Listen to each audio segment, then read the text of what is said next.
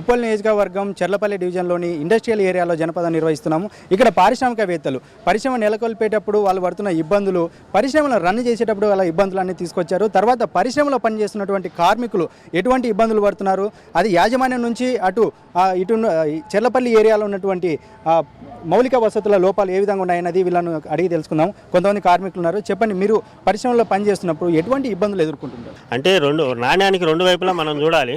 మా బాధలే చెప్పడం కాదు, పరిశ్రమల యజమానులు కూడా ఈరోజు బాధపడుతున్నారు. ఆ యజమానులు కార్మికులు కలిసి పనిచేస్తేనే దేశం పారిశ్రామికంగా అభివృద్ధి చెందుద్ది అనేది మా ఆలోచన. అదే రకంగా ప్రభుత్వం కల్పించాల్సినటువంటి సౌకర్యాలు కల్పించలేకపోవడం వల్ల ఇక్కడ ఉన్నటువంటి యజమానులు కూడా తమ లాభాలు ప్రధానంగా చూసుకుంటున్నారు తప్ప కార్మికుల యొక్క సమస్యల మీద కేంద్రీకరణ అనేది తగ్గిందనేది మా భావన. ఇక్కడ ఉన్నటువంటి పరిశ్రమలో 180 నుంచి, అంటే ఒక చల్లపల్లె చెప్పట్లా నేను, మొత్తం రాష్ట్రంలో ఉన్న పరిశ్రమలన్నింటిలో 180 నుంచి 90% పరిశ్రమల్లో కనీస వేతనాలు అమలు అవుతున్నటువంటి పరిస్థితి లేదు. ప్రభుత్వమే ఇంతవరకు ఉమ్మడి రాష్ట్రం ఉండగా ఉన్నటువంటి జీవోలు ఏవైతే ఉన్నాయో అప్పుడే మార్చాలని చెప్పేసి సిఐటిగా మేము అనేక పోరాటాలు చేశాము. కానీ ఆ జీవోలను ఇంతవరకు సవరించలేదు. కనీస వేతనాలు బోర్డు వేయాలని చెప్పేసి పోరాటం చేశాం. కనీస వేతనాలు బోర్డు అయితే ఏర్పాటు చేశారు, కానీ కనీస వేతనాలు నిర్ణయం చేయలేదు. పారిశ్రామికంగా దేశం అభివృద్ధి చెందాలి అని అంటే కార్మికులు కూడా కొనుగోలు శక్తి పెరగాలి. కార్మికులు కొనుగోలు శక్తి పెరిగితే, కార్మికుల వేతనాలు పెరిగితే పారిశ్రామిక ఉత్పత్తులనే కొంటారు. తద్వారా దేశంలో రొటేషన్ అనేది, మనీ రొటేషన్ అనేది పెరుగుద్ది. ఆ రకంగా మన దేశాన్ని మనం అభివృద్ధి చేసుకోగలుగుతాం తప్ప వేరే ఇతర దేశాలకు ఉపయోగపడే పద్ధతుల్లో కనీస వేతనాలు లేకుండా వాళ్ళు చెప్పారు కాబట్టి ఇక్కడ ఎటువంటి కనీస వేతనాలు ఇవ్వవసరం లేదు, ఎటువంటి చట్టాలను అమలు చేయాల్సిన లేదు, ఉన్న చట్టాలన్నింటినీ మార్చేస్తామని చెప్పేసి మోడీ గారు కార్మిక చట్టాలన్నిటినీ చెత్తబుట్టలో వేసే పరిస్థితి ఈరోజు తీసుకొస్తూ ఉన్నారు. పరిశ్రమల్లో అన్ని కనీస వేతనాలు, ఈఎస్ఐ, పిఎఫ్, ఇతర చట్టాలు అమలవుతున్నాయా లేదా అని చెప్పేసి పర్యవేక్షణ చేయాల్సినటువంటి లేబర్ డిపార్ట్మెంట్ని నిర్వీర్యం చేసేశారు. ఇక ఏ రకంగా కార్మికుల యొక్క జీవన ప్రమాణాలు మెరుగుపడతాయని చెప్పేసి మేము ప్రశ్నిస్తూ ఉన్నాం. ఇక్కడ ఉన్నటువంటి యజమానులు చాలా తక్కువ జీతం 5,000 రూపాయలకే పని చేయించుకున్నారు. దాదాపు 8-9 సంవత్సరాల నుంచి పని చేయించుకుంటా అన్నారు. పారిశ్రామికవేత్తలు ఉన్నారు, వాళ్ళని అడుగుతాం ఎందుకు ఇంత తక్కువ జీతానికి పని చేయించుకున్నారు. ఉన్నటువంటి కంపెనీ మూసేసిన తర్వాత వారికి సదుపాయాలు లేకపోవడం, అంటే ఇక్కడ ఉన్నటువంటి పారిశ్రామికవేత్తలు ఉన్నారు, వీళ్ళని అడుగుదాం. సార్ చెప్పండి, ఇక్కడ ఉన్నటువంటి కార్మికులు ముఖ్యంగా వాళ్ళు చెప్తున్నారు, అంటే 5,000 రూపాయలకి అంత తక్కువ దానికి పని చేయించుకుంటున్నారు. తర్వాత ఆ కంపెనీ అన్ఎక్స్పెక్టెడ్గా మూసేశారు, కానీ వాళ్ళకు సదుపాయాలు ఏమాత్రం కల్పించలేదు. ఇప్పుడు రోడ్డున పన్నాము, దాదాపు 140 మందికి పైగా మహిళా కార్మికులు వాళ్ళు రోడ్డున పన్నా ఉన్నారు. ఎందుకు ఇటువంటి పరిస్థితి వచ్చింది? నిజమే, ఒక రకంగా చూసినట్టయితే కార్మికుల పరిస్థితి కూడా చాలా దయనీయంగా ఉంది. దీనికి అంతటి కూడా కారణం ఏంటంటే పారిశ్రామిక ప్రగతి లేకపోవడమే. పారిశ్రామికంగా కుంటుపడే వ్యవస్థ ఏదైతే ఉందో దానివల్లనే ఇలా ఈరోజు కార్మికుల పరిస్థితి ఈ విధంగా తయారైంది. పరిశ్రమలు మనుగడ సాధించినప్పుడు, అభివృద్ధి ఉన్నప్పుడు మాత్రమే కార్మికులకు కూడా వాళ్ళ యొక్క జీతభత్యాలు పెరిగే అవకాశం ఉంది. కానీ ఇప్పుడున్న పరిస్థితులు 10 సంవత్సరాల నుంచి, గతంలో ఈ ప్రభుత్వం ఏర్పడక ముందు, రాష్ట్రం విభజన జరగకముందు విద్యుత్ కోత వలన తీవ్రంగా సంక్షోభంలో పరిశ్రమలు ఉంటే ఈరోజు ప్రపంచవ్యాప్తంగా ఏర్పడిన పరిస్థితులు కూడా అదే సంక్షోభం కొనసాగుతుంది. కాబట్టి ఇటువంటి పరిస్థితులలో పారిశ్రామికవేత్తలు కూడా కార్మికులకు మినిమం వేజెస్ ప్రకారంగా జీతాలు ఇవ్వాలనే పరిస్థితులు ఈరోజు ఉన్నాయి. ఆ విషయం కార్మికులకు కూడా తెలుసు. అంటే మేమేమంటున్నామంటే, పరిశ్రమలు వాటి ప్రగతి ఉన్నప్పుడు, పరిశ్రమ యొక్క అభివృద్ధి అనుకున్నంత విధంగా ఉన్నప్పుడు కార్మికుల యొక్క వేతనాలు పెంచడానికి పరిశ్రమల యజమానులకు అవకాశం ఉంటుంది.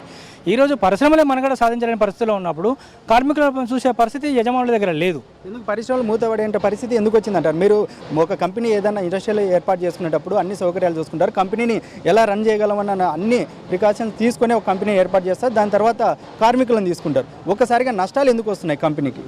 కంపెనీ ఏర్పాటు చేసేటప్పుడు మేము కావాల్సిన మిషనరీ, మాకున్న అనుభవము, మార్కెటింగ్, అప్పుడున్న మార్కెటింగ్ పరిస్థితులను దృష్టిలో పెట్టుకొని మేము అన్నీ సమకూర్చుకొని కంపెనీలు ప్రారంభిస్తాం.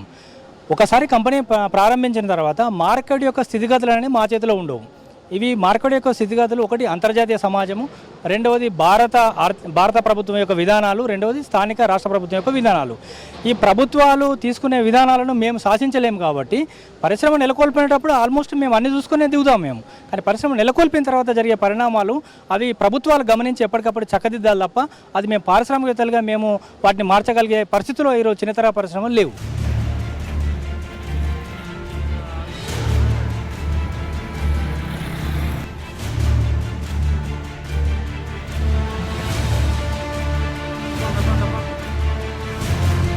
కార్మికులు దాదాపు చూస్తున్నాం మనం, వాళ్ళు రోడ్డున పడుతున్నారు. మీరు కూడా ఒక కంపెనీ ఏర్పాటు చేసుకొని మీరు నష్టాల బారిన పడుతున్నారు. ఇలాంటి కొత్త ఇండస్ట్రియల్ పాలసీ అని చెప్పి ప్రభుత్వం తీసుకొస్తుంది. ఎన్నో దేశంలోనూ రాష్ట్రంలో కూడా ఎన్నో సౌకర్యాలు కల్పిస్తున్నాము, కొత్త పారిశ్రామిక విధానం అంటున్నారు. ఇన్ని చేస్తున్నప్పుడు మీరు పడుతున్నటువంటి ఇబ్బందులను పరిష్కరించే విధంగా వాళ్ళు ఎందుకు చలనం తీసుకురాలేకపోతున్నారు? అంటే ఇక్కడ సమస్యలు చాలా ఉన్నాయండి. ప్రభుత్వం ఓన్లీ కొత్త ఇండస్ట్రీ స్టార్ట్ చేయడానికే దృష్టి పెడుతుంది, కానీ ఎగ్జిస్టింగ్ ఇండస్ట్రీస్కి వాళ్ళ ప్రాబ్లమ్స్ ఏంటి, వాళ్ళ సమస్యలు ఏ విధంగా సాల్వ్ చేయాలన్నది దాని మీద దృష్టి పెడతలేదు. లాస్ట్ 20 years నుంచి ఒక ఇండస్ట్రీ ట్యాక్స్ కట్టి వాళ్ళ డ్యూటీస్ కట్టి గవర్నమెంట్కి ఎంతో రెవెన్యూ కంట్రిబ్యూట్ చేస్తున్నారు. అలాగే ఎంతోమందికి ఎంప్లాయ్మెంట్ కూడా క్రియేట్ చేస్తున్నారు.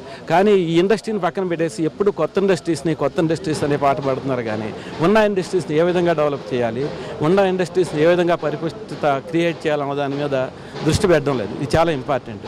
ఇంకోటి ఏంటంటే మనకి హైదరాబాద్లోని ఆల్మోస్ట్ 18 పారిశ్రామిక వాళ్ళు ఉన్నాయి.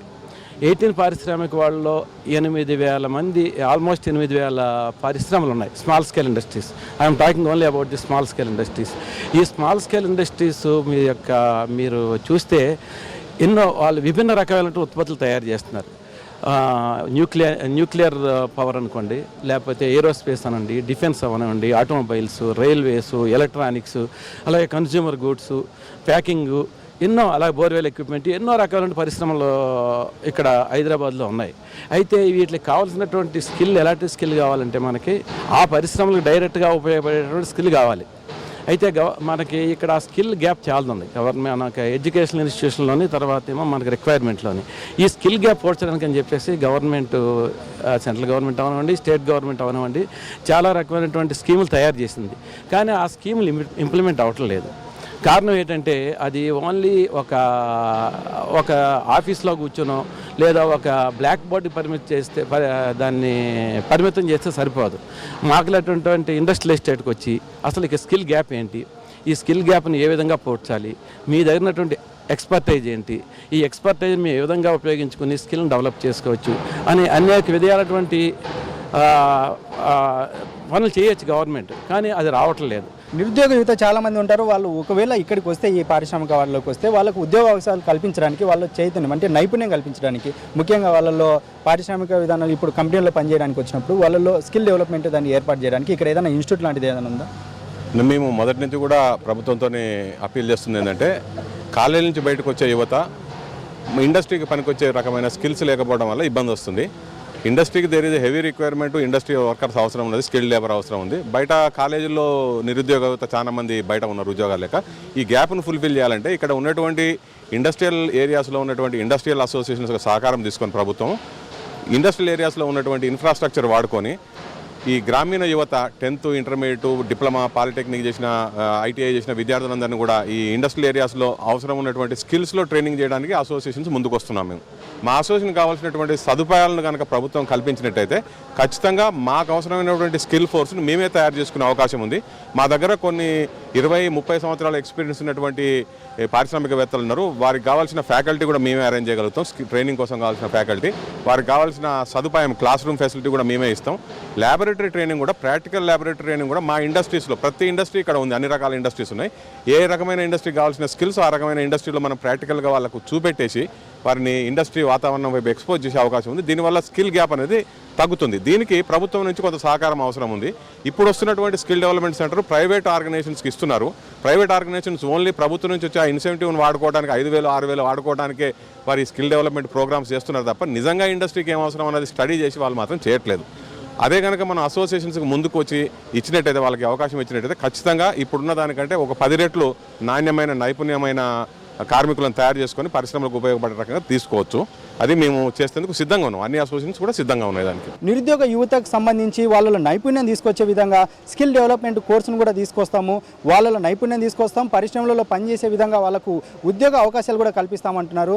అయితే ప్రభుత్వం అంతా చేయాల్సింది స్మాల్ స్కేల్ ఇండస్ట్రీలో డెవలప్ చేస్తున్నటువంటి వస్తువులు ఏమున్నాయో, ఉత్పత్తి చేసే వస్తువులను ఖచ్చితంగా ప్రభుత్వం సంక్షేమ పథకాలలో వాటిని ఉపయోగించాలని, అదేవిధంగా వీళ్ళకి వెన్నుదన్నుగా వాళ్ళకు ఉపాధి అవకాశాలు కల్పించాలని చెప్పి కోరుతున్నారు. ఖచ్చితంగా మూతపడినటువంటి పరిశ్రమకు ఇప్పుడు వెళ్దాము. అక్కడ పరిస్థితి ఏ విధంగా ఉంది? దాదాపు ఇక్కడ 1200కు పైగా చిన్న పరిశ్రమలు ఉన్నాయంటున్నారు. అందులో చాలా వరకు మూతపడ్డాయి అంటున్నారు. అయితే మూతపడిన పరిశ్రమల పరిస్థితి ఏ విధంగా ఉంది తెలుసుకుందాం.